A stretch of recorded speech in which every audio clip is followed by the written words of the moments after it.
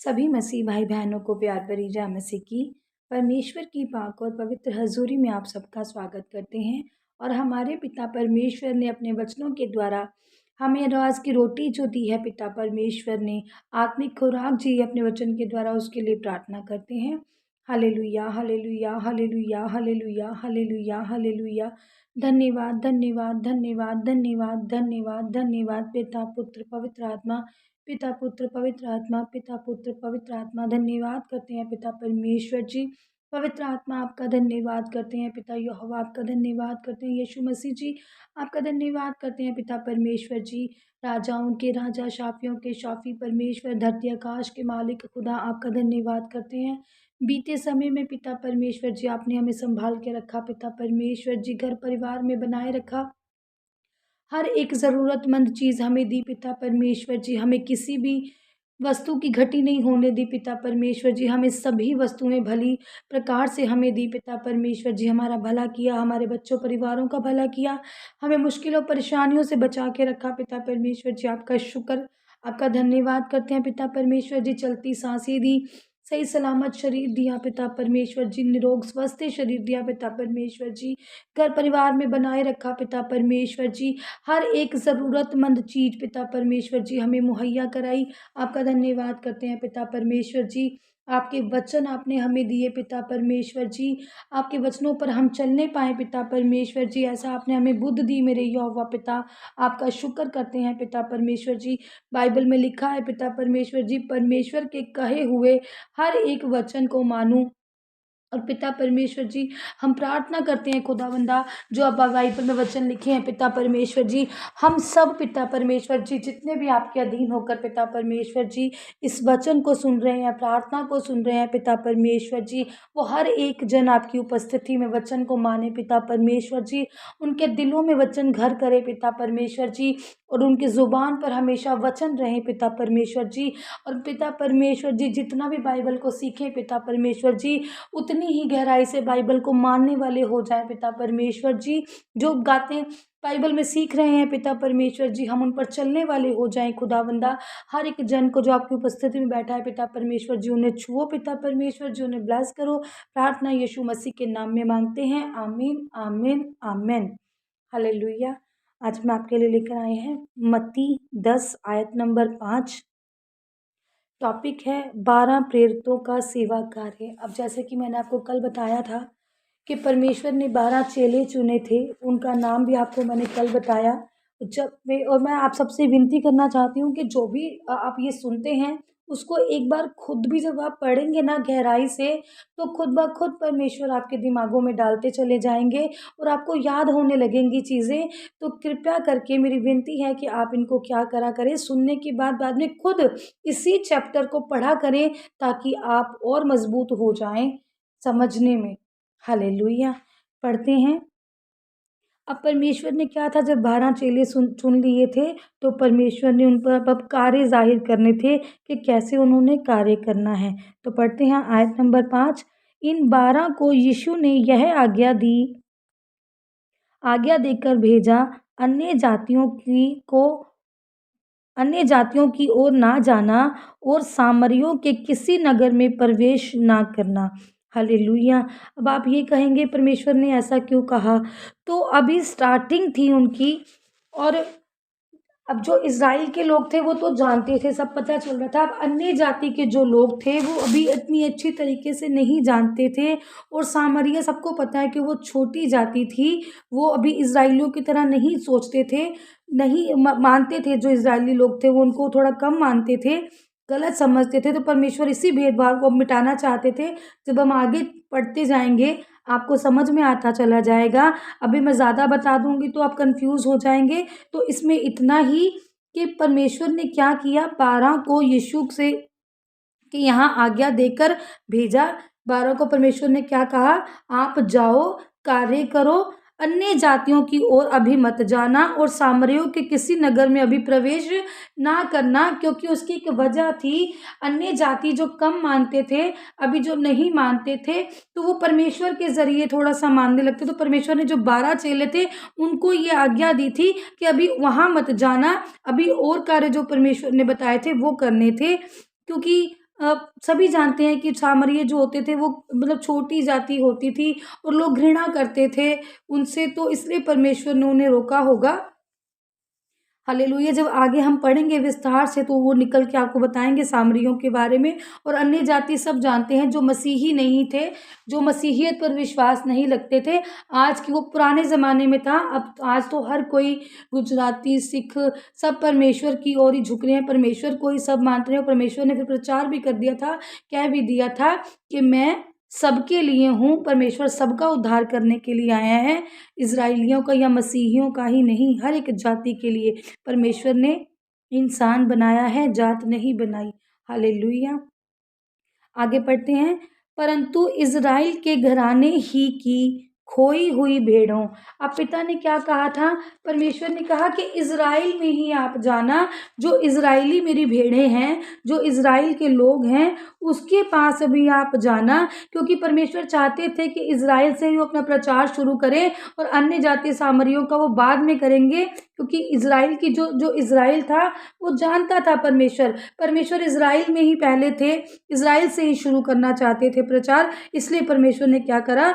12 चेलों को कहा इज़राइल की भेड़ों के पास जाना और चलते चलते यह प्रचार करो। अब कह रहे जाते जाते जब आप रास्ते में जाते चले जाओगे तो प्रचार क्या करना है आपने? पहले जो शब्द हैं वो क्या बोलने हैं? जो पहला प्रचार परमेश्वर ने करने को कहा वो क्या कहा था? स्वर्ग का राज्य निकट आ गया है। यस प्रिय भाई और बहनों, सच्चा जो प्रचार था, जो सच में प्रचार करना था, जो सच्चाई थी, वो यही था कि लोगों को आगाह करवाना कि स्वर्ग का राज्य निकट आ गया है। और स्वर्ग का राज्य निकट आ गया कि परमेश्वर आने वाले हैं। अपने स्वर्ग में जिन्होंने जाना है वो क्या कर लो? अपनी पेटियां कस लो, तैयारी कर लो, परमेश्वर के वचनों पर चलो, परमेश्वर की आज्ञाकारी को मानो, जो परमेश्वर चाहते हैं वो निस्वार्थ होकर करो। इसलिए कहा गया था जो सच्चा, जो परमेश्वर का प्रचार था, जो सही मायने में प्रचार था, जो आजकल शायद कम सुनने को मिलता है, वो यही था कि स्वर्ग का राज्य निकट है। तौबा कर लो अपने पापों से और पीछे हट जाओ अपने गुनाहों से और परमेश्वर के राज्य के लिए क्या हो जाओ? तैयार हो जाओ, ताकि आपने जो भी गलतियां गुनाह की हैं उनसे माफ़ी मांगो, ताकि आप परमेश्वर के राज्य में क्या कर सको? प्रवेश कर सको। मैंने आपको बार बार कहा है कि आसान नहीं है पर नामुमकिन भी नहीं है। परमेश्वर ने कहा था कि मैं पापियों के लिए आया हूँ। अगर हमसे कोई भी पाप गुनाह हुए हैं और हम माफ़ी मांगते हैं परमेश्वर से, तौबा करते हैं, तो परमेश्वर उन्हें माफ़ भी करते हैं। और हम अभी से भी अगर सीखना शुरू कर दें, परमेश्वर के वचनों को मानना शुरू कर दें, चलना शुरू कर दें, भाईचारे में रहकर चलें, परमेश्वर की बातों में बने रहें, तो हमारा स्वर्ग का राज्य निकट है। बस हमें थोड़ा सा सुधरना पड़ेगा, हमें अपनी कमियों को थोड़ा सा दूर करना पड़ेगा और भलाई में रहना पड़ेगा। हालेलुया। परमेश्वर आप सबको इस योग्य बनाए। नहीं हो पाता, मुश्किल है, पर होगा। जैसे जैसे आप बाइबल को पढ़ेंगे, परमेश्वर की हर एक पूरी बाइबल में सिर्फ यही लिखा है, भलाई करो, बुराई से दूर रहो, पाप मत करो, व्यभिचार मत करो, किससे घृणा मत करो, भाई भाई आपस में बैर ना रखें। मुश्किल नहीं है, पर कहते हैं ना, करो तो सब कुछ हो जाता है। परमेश्वर ने कहा अगर तुम चाहो तो सब कुछ तुम्हारे लिए हो जाएगा। हालेलुया। आगे पढ़ते हैं। बीमारों को चंगा करो। फिर उन्होंने क्या करा? जो बीमार हैं उनको क्या करो? चंगियाई करो। जो दुखी हैं उनको क्या करो? चंगा करो।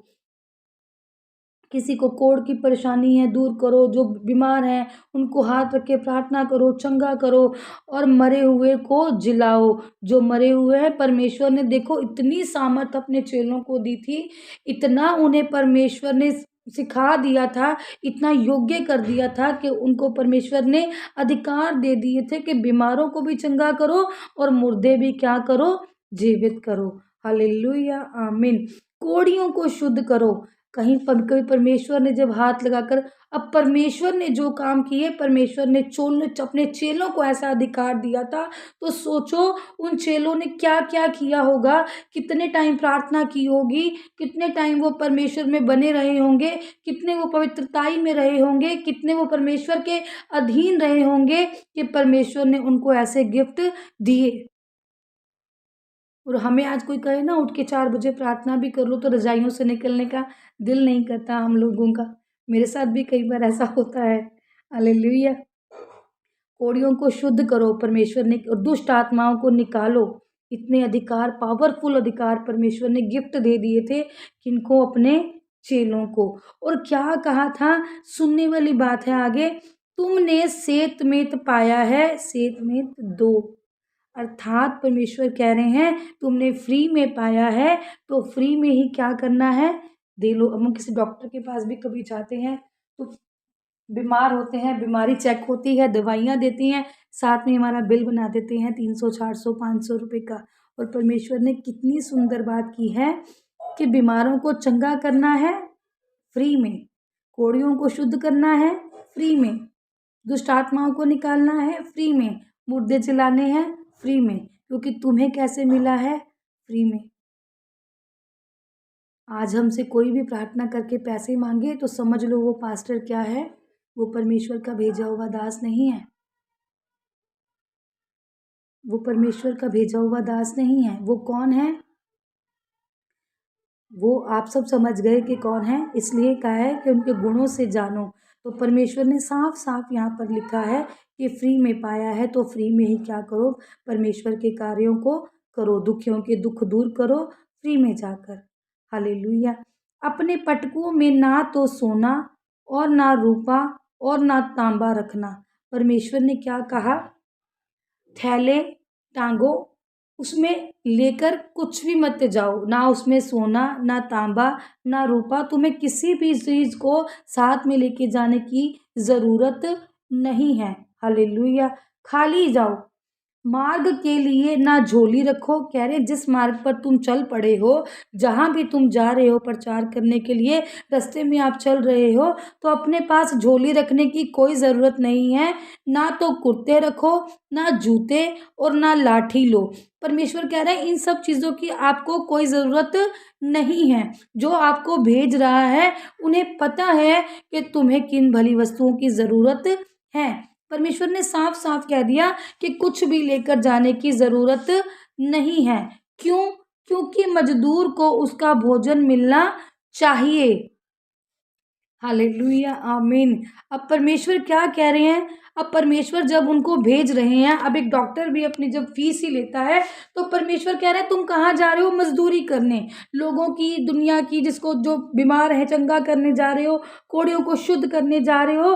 तो तुम्हें ज़रूरत नहीं है, मजदूर को उसका भोजन खुद ही खुद मिल जाएगा। जिसने तुम्हें भेजा है, जिसने तुम्हें पैदा किया है, जिसने तुम्हें दुष्ट आत्माओं को निकालने की सामर्थ्य दे दी, मुर्दे जलाने की, तो उसे तुम्हारे भोजन, पानी, वस्तु का भी पता है। तुम, अर्थात परमेश्वर का कहने का मतलब यही था कि जहाँ जहाँ तुम जाओगे वहाँ वहाँ तुम्हें पानी, खाने की, भोजन की वस्तुएं सब परमेश्वर क्या कराएंगे? मुहैया कराएंगे। अर्थात मैं आज आप सबको कहना चाहती हूँ, अगर आपको कोई भी परमेश्वर का नाम लेता हुआ मिले, जो आपको सच में लगे कि इसको ज़रूरत है, सबको पता चलता है आजकल, कोई भी इतना मासूम नहीं है कि पता नहीं है वो क्या करने वाला है। अगर कहीं भी आपको परमेश्वर के नाम में कोई मांगता दिखता है, तो मैं कहती हूँ उसको दो। क्या दो? पानी पिलाओ, चाय पिलाओ, भोजन खिलाओ, ताकि परमेश्वर का वचन क्या हो? पूरा हो। क्योंकि जो भी परमेश्वर के नाम पर प्रचार कर रहा है, जो भी आपके घर में दास आए, या आप कहीं पर जाओ और देखो कि कोई ज़रूरतमंद है, तो उसे क्या करो? ज़रूरत की चीज़ें दो। और जो दास आपके घर में आए उनका क्या करो? स्वागत करो, और अच्छे से उनको खान पान खिलाओ, ताकि परमेश्वर का वचन यहाँ पर क्या हो? पूरा हो। हालेलुया। परमेश्वर इन वचनों के द्वारा आपको ब्लेस करे, आपको आशीषित करे, आपको नर्मताई में लेकर आए, आपको वचनों पर चलने वाला बनाए, और आप हर किसी से प्यार पाते चले जाएं, आपकी सब रुकावटें इन वचनों के द्वारा दूर होती चली जाएं और सब इन वचनों पर चलें और इन वचनों को पढ़ें ताकि गहराई से आप इन वचनों को जान सकें और परमेश्वर के रास्ते आपके लिए क्या हो जाएं, आसान हो जाएं।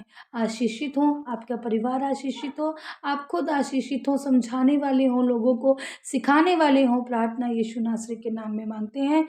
आमीन, आमीन और आमीन।